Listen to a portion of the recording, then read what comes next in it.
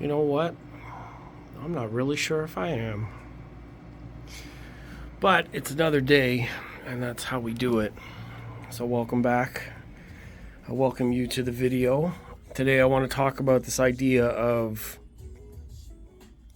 when is enough in terms of our HiFi chase. There's another video online by a friend, Gilbert Angela Young, brilliant designer, amplifier designer, modifier, all around decent foodie and fashionista. Was walking through a bunch of equipment in a video the other day. Was talking about this idea of diminishing returns, not as a catchphrase, not as an industry discussion. I know a lot of people talk about that, but I want to talk about it more from like an emotional side, and I want to include the journey that I've had over the last couple of weeks, and I want to talk about sort of what got me to this point. And I'm gonna tell you, it's not a happy story. It's not the end of the story, but it's not a happy story. So let me detail the last little while through a HiFi journey. And it's about the unhappiness is about wasting money on decisions. Unfortunately, almost none of us can understand what's going to happen before it happens. There are very, very few cases where people are such good predicting engines that they can tell what's going to happen, like stocks, trades, sports events, the weather. Everything is a guess based on our best information. Now, is there a regret attached to it? Sometimes, but I think that's more based on emotional retrospect instead of intellectual retrospect, because everything that we learn is valuable. We continually apply what we learn to the next choice. So in HiFi, we are encouraged by the idea of consumerism to continually upgrade, buy new, buy better, experience more. You know what I mean? Like, this is the theme. This is the capitalism theme. All of the industries encourage us to buy more. It gets better and it gets better, and it allows you to do this. And it went from black and white to color TV to HD, which was 720 at the time, to full HD, which is 1080p. And then it went to, I think, 2K was introduced with the computer resolutions, and then 4K was a massive, you know what I mean? Like, it changes, it advances, it gets better, it's selling product is what it is. Now, I don't know that it, in a lot of hobbies, cars, fashions, sports equipment, a lot of technical things improve because of material science. Old speakers had foam surrounds. Almost all of those speakers disintegrated. The surround material just wasn't strong enough to keep up. So now we use rubber, a type of rubber that doesn't degrade over time. The wood fibers and glue has improved. Metal machining has allowed them to do different geometries. So it gets better and a little bit better and a little bit better and a little bit better. But I think the diminishing returns part comes in, where what we count as a better technical achievement in terms of items, does it really equal the emotional and like involvement side? Certainly in motorsports, when you improve things like tire rubber, handling, brake technology, they understand more about the pitch of turns and turn radius and when and how to race. I mean, there's a whole thing about regulations and a movie about Senna, Ayrton Senna, very, very famous F1 race car driver, tragically died and crashed in a race. And he was one of the industry's leading spokespeople for safe driving conditions. So it's like, it takes tragedy to create solutions. I believe, and I might be off the point here, but another driver in NASCAR invented, or because of, invented the straps that hold your head and the helmet to the backrest. So when you get into a head-on collision or hit a wall, your head doesn't snap forward like a whiplash, and it prevents your spine and your head from detaching. Dale Earnhardt, maybe? I'm not 100%. Anyways, I'm getting off topic. Talk about more cars than audio. But the point applies. In these advanced technology races, basically, no pun intended, with audio and amplifiers and signals and streamers and, the difference between vinyl and cassette and 8-track and, you know what I mean, CD and then MP3 and now digital DSD, and then we have back to vinyl. There's a lot of these arguments and debates that talk about which one's better than the other. And it really comes down to, for me, it depends on what scale you put it on. Like the scale of your measurements or the scale of your evaluation is going to decide sort of where on the scale the points are. Like if you get a point for this or point for this, you have to, you know what I mean? You have to plot that chart. Like where's it good, where's it bad? And then you have to figure, you know what I mean? So it depends on how you're scaling it. If it's decibels, you could have it by 1 or by 0.5, or you know what I mean? So that the scale of the line, if you do it by 10 decibels, then the line will be almost flat. But if you do it by 0.5, then it's going to be like, you know what I mean? So you have to be aware of the scale of the measurement and on what standardized comparison or reference people are using. So in audio, what do they say? There's price to performance. Okay, that's cool. And it gets smaller as you go up. The fidelity improvements over the money scale don't increase proportionately. It's not when you spend more, you get more.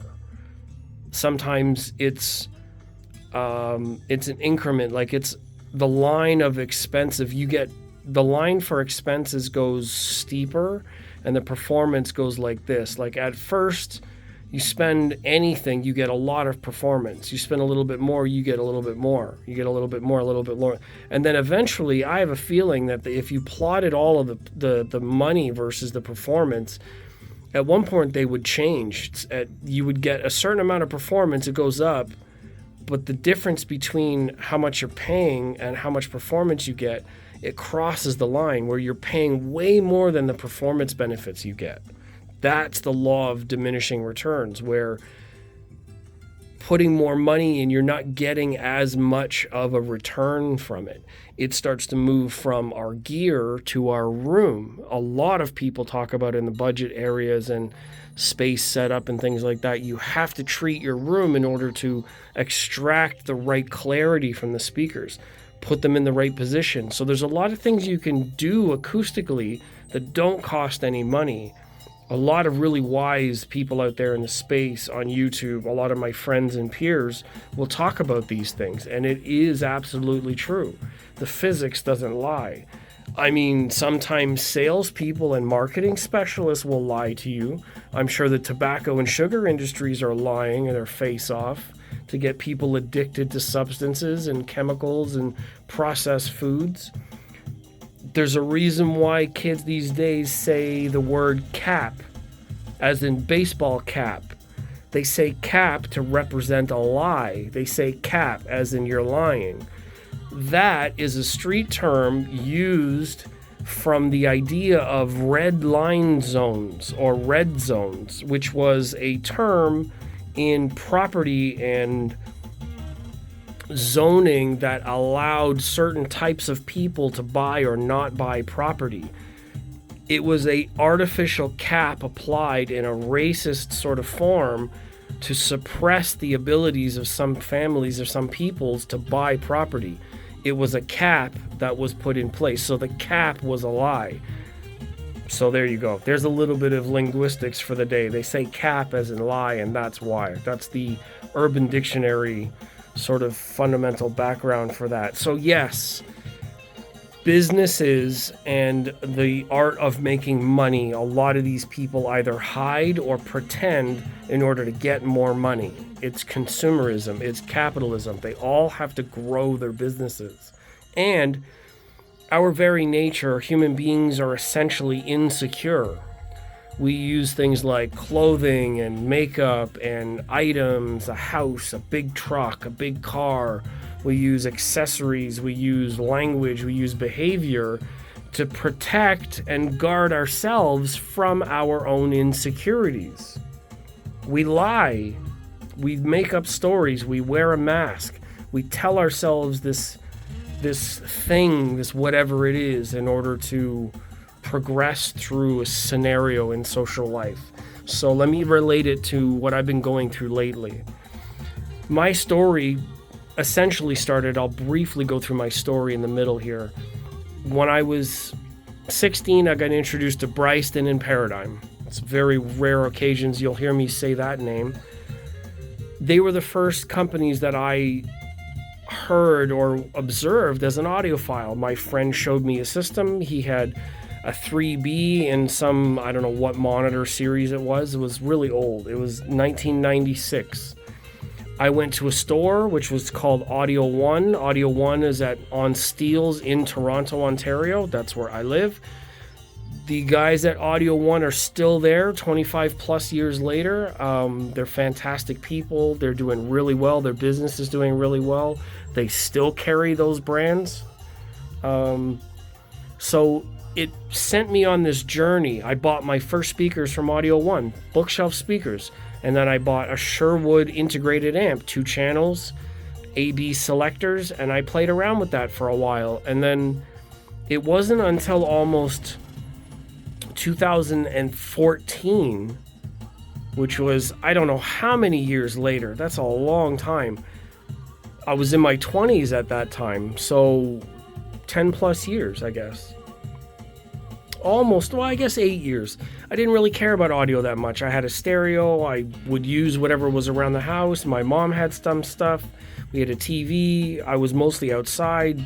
You could use this. I had a Discman. I actually still have my Discman somewhere. And then I bought a Denon home theater in a box, again from Audio One. It came with a subwoofer. It came with 7 satellite speakers. It came with a all-in-one sort of receiver that had 7 outputs for surround sound. It was pretty interesting. But the cool thing was I could plug in the speakers, those original speakers that I bought. I could plug those in to the new receiver because it wasn't like proprietary. It wasn't like something that Bose makes, or not Bose. I guess those had their own cables. But Samsung and Panasonic and some of these really plasticky sort of standing, theater in a boxes. It wasn't like that. This was individual 2-prong positive negative speakers that I could add whatever speakers I wanted. So I eventually sold all of that stuff and bought an actual receiver that was a 30 something series or a 20, I don't remember what series it was. I ended up with a 4308, which came out in, I think, 2014, 2014, I believe. The 08 is an older model, but it was a higher powered, better sounding model built in Japan. So I had Denon for a while. I still had a lot of this other brand of speakers around because that's what I knew at the time. And they stuck around for a long enough time that I ended up working at that company for a little while. So I got some discounts, I got some products, I tried some more stuff out. And this is where the sad part comes in. I had elevated my experience to the point where I met my heroes. But business and passion are often very incompatible. And a situation arrived at the company where I wasn't desired there. It wasn't for a lack of performance, it was a lack of overstepping. I was doing more than I needed to.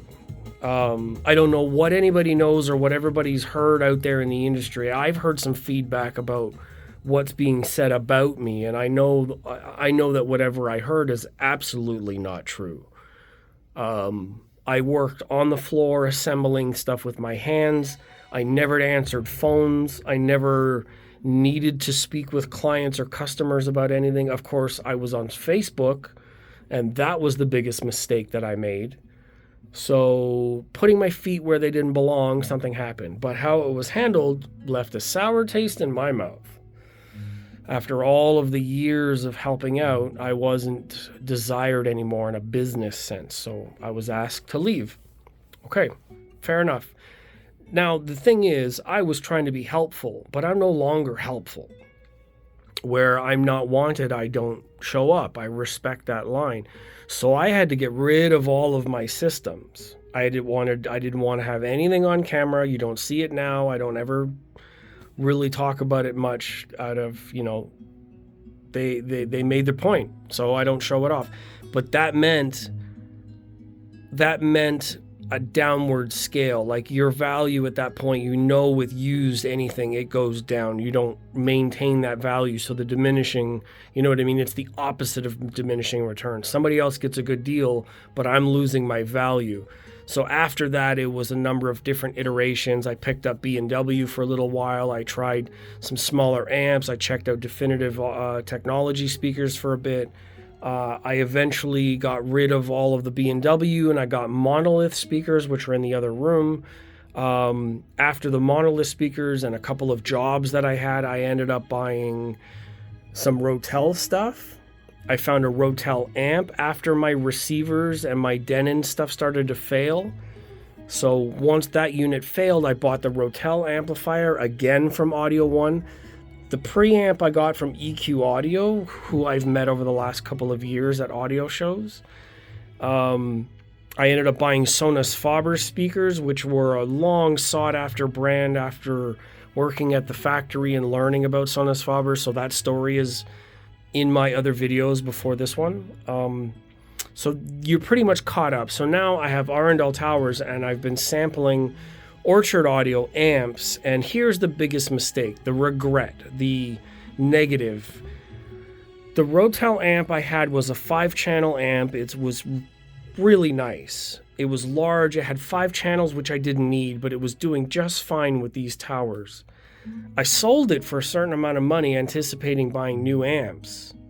But I also got rid of my home theater system in the other room. The Denon there was...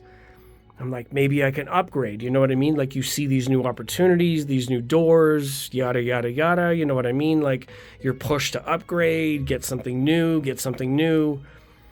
I shouldn't have ever sold the Denon because now I don't have a home theater system at all, and some of that money's gotten absorbed into other expenses. The Rotel I sold 5-channel, I got some of that money back, but I didn't retain all of it, so now that's gone, and I've got new amps coming. Amps, you heard me say that right. I'm not going to tell you what they are. You're going to have to wait. But it's the idea of I had 5 channels at a certain price. I had to spend more to get more. Actually, spend more to get less because I had 5 channels, and now I'm only going to have 2. Like this has 2 channels. So the purpose of this story is to kind of express where I've been and some of the journey that I've talked about, in that it's not always greener on the other side. Sometimes, like, Angela Young said in the video, the diminishing returns, the good enough stage is to buy something you're happy with. These speakers are fantastic. Do I need to upgrade them? Absolutely not. And I would only upgrade them if I can increase the value I get back. The proposition of being able to upgrade or having the best deal that I could possibly find, then I will get rid of them. But because they are that good, I won't get rid of them. I've said it many times that I'm going to upgrade, and I will depending on what I can find. But they're that good. I don't need to. That material, the way they're built, the way the company is structured, I don't find that there's any reason to upgrade from these. They reach down to 35 hertz in room. I have some problems in the room. It's not the speaker's fault. The amps I'm getting, it's a new technology. It's a new use. The company is pretty stable. I'm sure that I can continue that relationship for a long time. So that should not be an issue. I mean, maybe it is, and I'll just save up. And same thing with Rotel. Rotel has been done very well for me.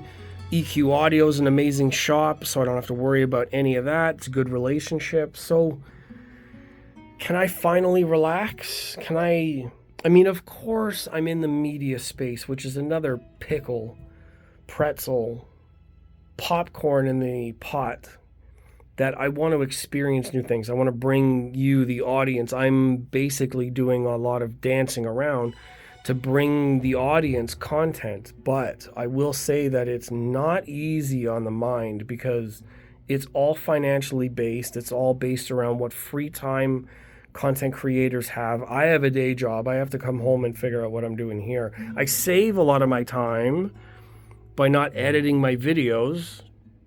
You notice this has all been one shot, my feet and all. That's how I save time. I'm able to speak well. I've done this for a long time. I speak well. I take advantage of that skill, and I can tell my story. So it's taxing to think, well, what am I going to do? What am I going to do this? What am I going to do that? I had this money. I just lost that money. Now I don't have this. I sacrificed one thing. Now, you know what I mean? So, I mean, all of us are a little bit different. And in my case, I have some terrible anxiety issues to deal with my mind, and health issues. Crohn's disease is terrible, and everything that I eat affects the way that I think, because your gut health is connected to your mental state. Oh my goodness, I don't want to go into that. So anyways, given that this is almost 22 minutes long, I just want to say, and I want to reiterate from Gilbert Angelo Young's perspective as well, the good enough state, to find something that works, you like it, it functions, you do your research and make sure you can service it, warranty it, you have a backup. Be content and stable with that, and then, you know what, appreciate it, because none of us are here for long, and all of this chasing and running around, you actually miss the part where you're supposed to enjoy this stuff. And I want to take a break. I want to get back to enjoying it, talking about some music, some experiences, maybe go for more walks, talk about things. Write me in the comments. The word of the day is going to be trees. And this is why I'm going to call it trees without giving everything away. What is an orchard made of? So comment trees, and then I will see all you guys in the next video. But leave me some comments. Talk about things you want to hear from, either more details about the story, about how I got here audio-wise, more equipment details, how the stuff works, what's recommended, what I've heard that I liked. Is everybody okay with going back through history? I have thousands of photos on my computer to talk about stuff. I can maybe at high cost do a video where I can photo scroll and talk about things, but I usually do those live. So anyways, word of the day is trees. Topic of the day is being satisfied and reaching the good enough state without trying to chase the dragon. Save your money, save and spare your time. Enjoy your life with music instead of chasing what's new out there, and enjoy the music. And I will see you in my next video. Thank you very much.